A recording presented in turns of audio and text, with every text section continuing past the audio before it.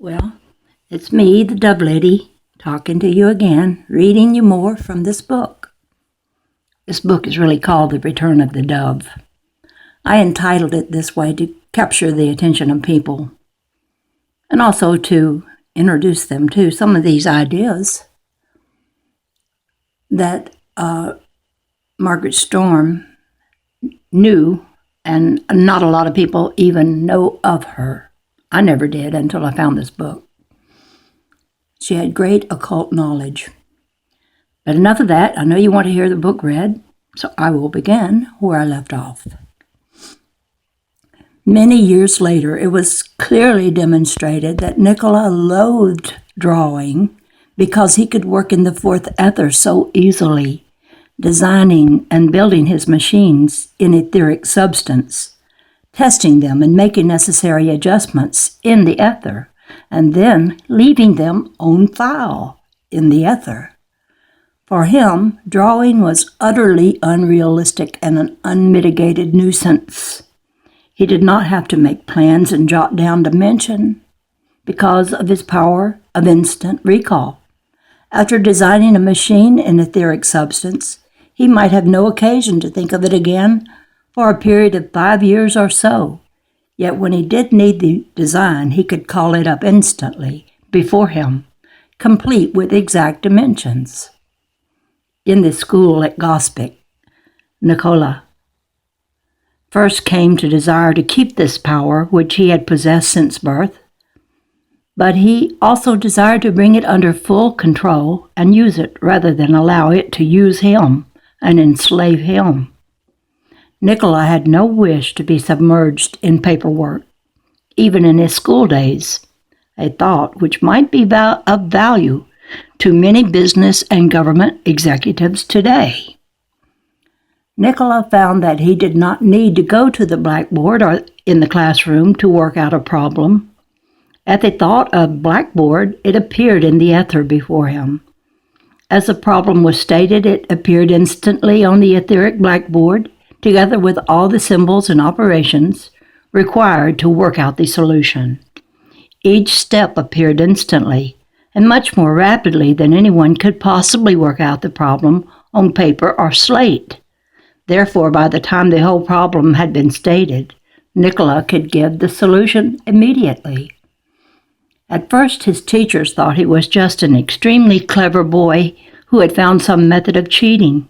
However, in a short time, they were forced to admit that no deception could possibly be practiced, so they gladly accepted the glamour shed abroad as the rumor got around that the Gospic classroom was graced by a genius. Nikola never bothered to explain about the etheric blackboard, for he intuitively knew that he would be casting pearls. Always, through the passing years, he guarded his power as the great spiritual treasure he knew it to be. He used the same power to replace all customary memory functions, and he soon discovered that he could learn foreign languages with little of the usual effort. He became proficient in German, French, and Italian in those early years, and this opened up to him entire new worlds that remained closed to other students. His father's library contained hundreds of fine books, and by the time Nikola was 11 years old, he had read them all. He had little in common with his schoolmates, and, in fact, little in common with his teachers. But they accepted him because he was a lovable lad, without a trace of arrogance or pride. But neither did he shroud himself in an exaggerated sense of humility. He was a normal, natural, friendly boy, living in a natural, friendly world. On fine summer days, he would often wander over the mountains from Gospic to sit again beside the brook at Simja and watch his little water wheel in operation, the wheel he had designed and installed at the age of 5 years. He was constantly working on mechanical devices during the years he was in school at Gospic, but the school offered no courses that could help him, not even a course in manual training. However, he did bring into focus one decision that foreshadowed the Superman. The school on one occasion arranged an exhibit of models of water wheels. They were not working models, but Nikola could easily envision them in full action. In his home hung a picture, which he had often carefully studied. His father explained that it was a picture of Niagara Falls in America. In school, Nikola looked at the model water wheels. At home, he gazed again at the picture of Niagara Falls. Filled with prophetic joy, he exultantly turned to his father and said, "Someday I am going to America and harness Niagara Falls for power." 30 years later, he carried out that plan, exactly as he had predicted it at the age of 10 years. Two other experiments which he worked on during these childhood years proved to be starting points for mature inventions. He discovered that air leaking into a vacuum produced a small amount of rotation in a cylinder. This was not the result he had intended, but he accepted it, and many, many years later, it led to his invention of the Tesla turbine, or what is called a powerhouse in a hat, because it broke all records for horsepower developed per pound of weight. The other experiment had not been carried out to its final conclusion, but now that Tesla has shed his physical body, he is working on it from the inner planes. In some form, it will be presented as a New Age development under the general heading of weather control. While wandering in the mountains one day, a thunderstorm broke overhead, and Nikola saw the lightning flash and then saw the rain come down in torrents. He reasoned that the lightning had produced the downpour. Scientists years later argued that high up in the air, the rain had come first and the lightning followed. The raindrops fell slowly to earth, while the lightning flash was observed in a fraction of a second. But Tesla somehow knew that if he could produce lightning, he could control the weather. He never placed any limits on his thinking, and even while walking over the mountains through the downpour, he envisioned the day when rain could be produced when and where needed, thus providing an abundant food supply the world round. He never lost this vision, and 30 years later, in the mountains of Colorado, he produced bolts of lightning. He planned to use such bolts in his rainmaking device, but was stopped by the United States Patent Office, which refused to go along with his invention. Now, it can be readily seen that his invention might have been premature. Now, this you're going to find hard to believe, but believe it, please. For both rain and lightning are produced by the activities of the angelic kingdom. The water divas, fire divas, and wind divas serve as housekeepers in the atmosphere around the planet. When they wish to wash out a certain section of the atmosphere, they produce as much rain as they need and shoot bolts of lightning through the skies to counteract poisonous astral accumulations. The amount of rain that happens to fall on the ground depends entirely upon how much scrubbing is being done up yonder. When the scrub pails are emptied, the rain stops. Interjection. I've always heard that they were doing housekeeping, and people said that for a joke. But they might have been right on. I think they were. The divas are not charged with duties such as going around with watering pots for the purpose of irrigating gardens.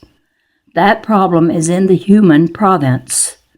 The divas are very responsive and can be called into action by invocation, or when enough water has been sprinkled and floods threaten, they can be stopped by invocation.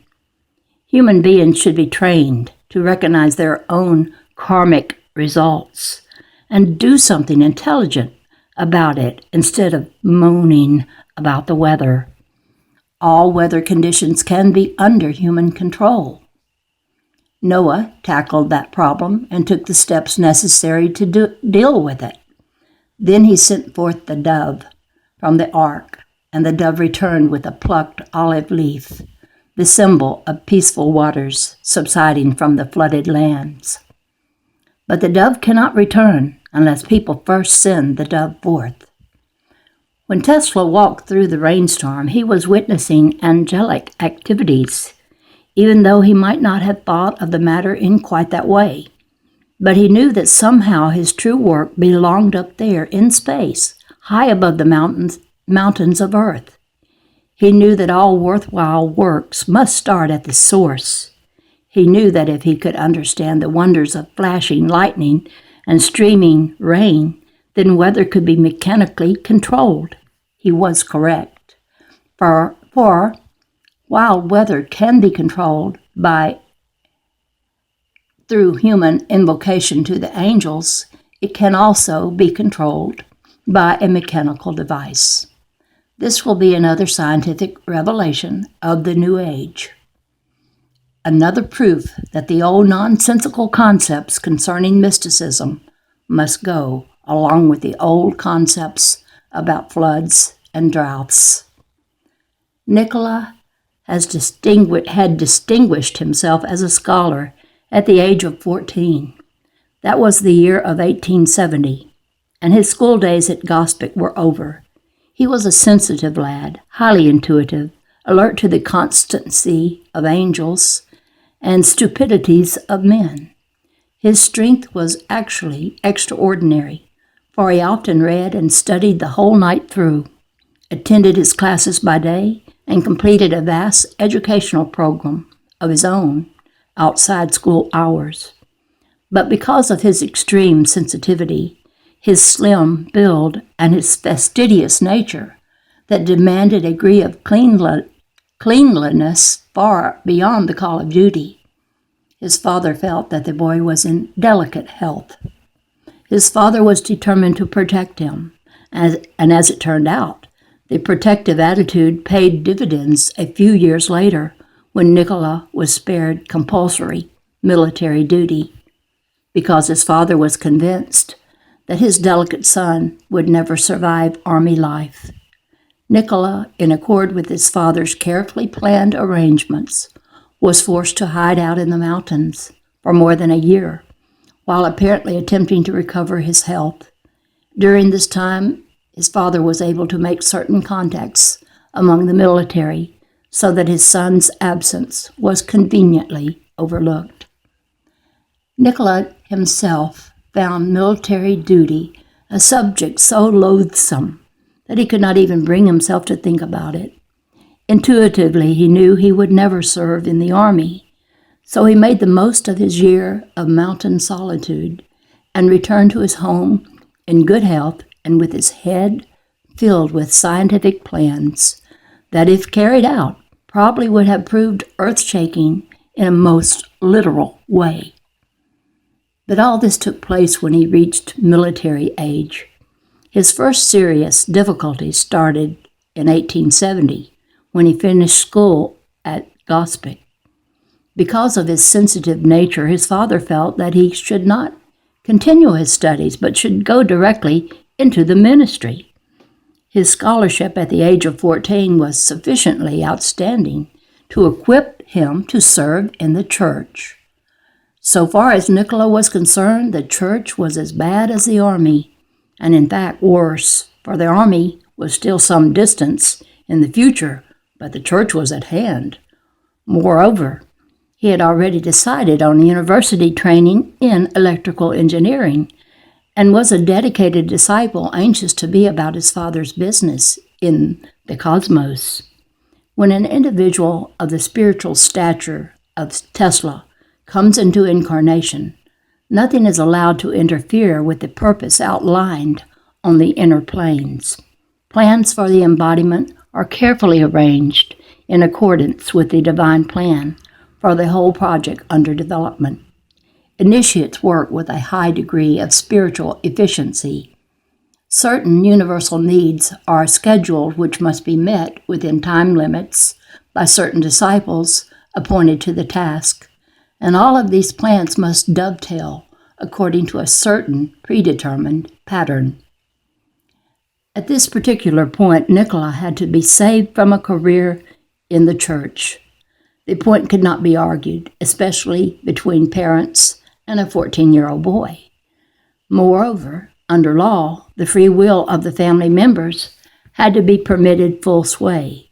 Between the three of them, they had to come to free will decision, but at the same time, the decision had to be the correct one. Free will is something paradoxical in any case, but especially so in the case of disciples. That is why discipleship is always fraught with extreme difficulty. The disciple is called upon to make a decision, and yet he must make the correct one, which stands upon the inner planes, and he must meet a time schedule. But happily, a way is always provided, though it may be a way of severe struggle. In the case of Nicola, it was the way of psychic illness and was far from pleasant. He lapsed into a lethargic state from which he could scarcely be roused at times. His parents were frightened. The doctors admitted that they were helpless as they had no idea what was causing the illness. When it reached a critical stage, they simply gave up all hope of saving his life. Naturally, the doctors at Gospic had no idea whatever about the true nature of Nicola's illness. Even medical scientists today knows nothing of soul sickness or the diseases which attacked only disciples and not the average person. The individual himself, however, is usually able to supply the answer, for he is under guidance from the inner planes. So after the Gospic doctors had given up hope for his life, and his parents had become somewhat resigned, Nicola turned to his books. He had been working in the local library at Gospic and had carried home an armful of selections just before his illness. Listlessly, he looked them over. He found one by Mark Twain.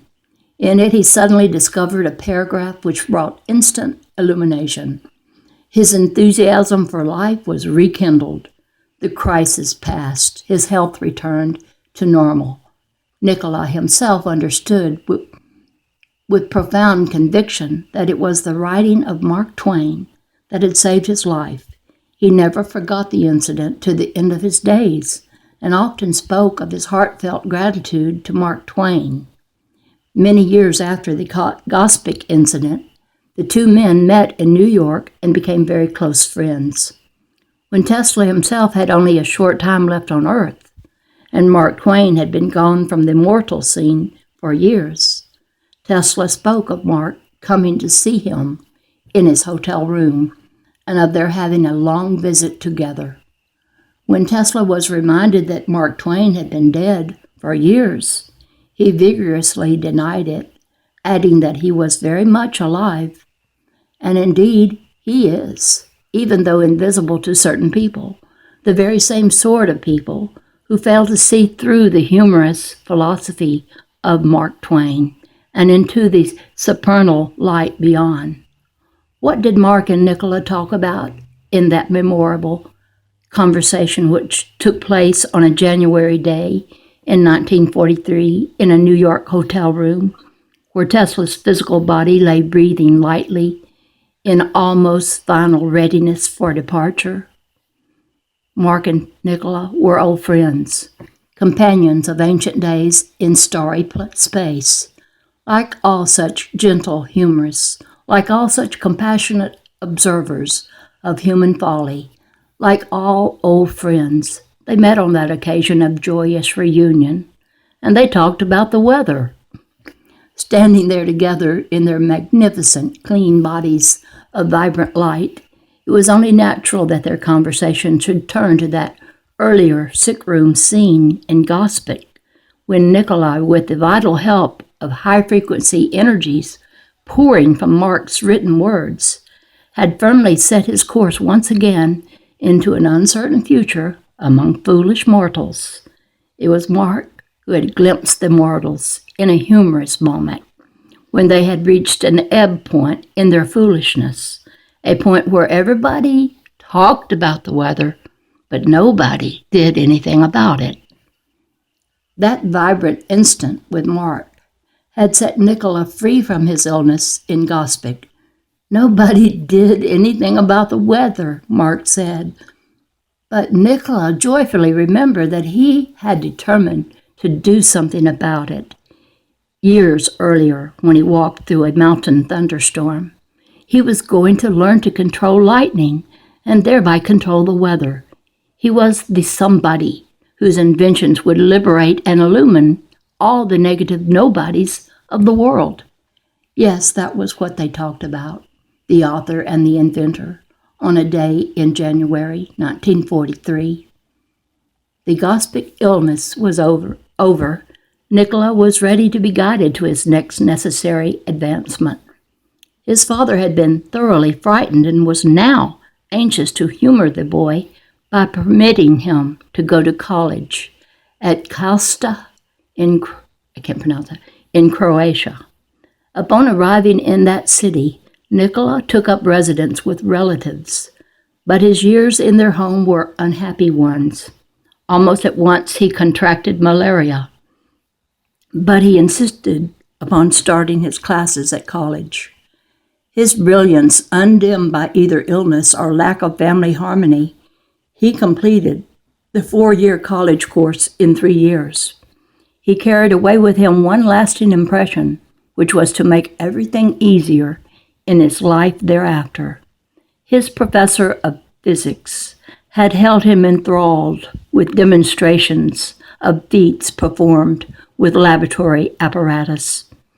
Tesla knew beyond a shadow of a doubt that his life was to be fully and completely dedicated to a study of electricity. With his life stretching complete before him, he returned home only to face up to the demands of the Army. Again, he suddenly fell into a psychic illness. Again, doctors gave up all hope of saving his life. A cholera epidemic raged in the town, and it was presumed that he had cholera in addition to malaria, plus the nervous strain brought on by his college work, plus undernourishment resulting from the unhappy culinary situation in the home of his relatives in Karlstadt. However, from the occult point of view, Nicola suffered from a psychic illness in order to prevent a greater tragedy, compulsory military service. During the long illness, which steadily became worse, Nicola's father became more frightened. The space people have not explained how much Nicola's father knew about the boy's origin. Of course, his mother had to know the details, but it is fairly clear that she herself was originally a Venusian. Perhaps the father was not, and it is even possible that Nicola was placed in the care of the mother without the father knowing of his origin. This all happened long ago in a remote mountain province. Women gave birth to children, often alone, or with only a midwife or neighbor in attendance. There are many possible explanations. At any rate, whatever his understanding about his son, the Reverend Newton Tesla was ready to accept anything to save the life of Nicola at a moment when the boy was drifting off into unconsciousness, from which it seemed apparent he would not emerge. His father, in a firm, clear voice, commanded him not to die. In exchange, Nicola used his few remaining breaths to gasp out the news that he would remain if his father would let him become an electrical engineer. The bargain was struck on the instant, and within a matter of seconds, vital energy began pouring through the tired body. In a few days, Nicola was up and about, and life was glorious once again. The shadow of death had hovered close and then withdrawn. The shadow of the army loomed directly ahead, but Nicola's father had given his promise. Nicola was to be an electrical engineer, and the army was to be minus one recruit. It was then that Nicola's father realized that his son needed at least a year's vacation in the mountains in order to regain not only his health, but his freedom. Hurriedly, Nicola was provided with a hunting outfit, lost my place, some books and papers, and he was gone before anyone in Gospic knew he had risen from his deathbed. In 1873, Nicola went to Graz to study electrical engineering. He knew that the forces of destiny were shaping him for a great purpose, and during his first year at Graz, he did more than twice the amount of work required, passing all examinations with the highest marks that could be awarded. He hoped in this way to express his appreciation to his parents for saving him from Army service and for permitting him to study electrical engineering. But because they feared he was again undermining his health, they did not receive the news of his high marks with joy. During the second year, he limited his study to physics, mathematics, and mechanics in order to placate his parents. Actually, however, he was guided in this decision by higher forces, for it was important that he have plenty of leisure time to devote to the next step of his unfoldment. Now I'm at 26 minutes, and you know how this cuts off without me knowing when. So I'm going to end right here and begin again with the next in this series. This is the Dove Lady, over and out for now. Bye-bye.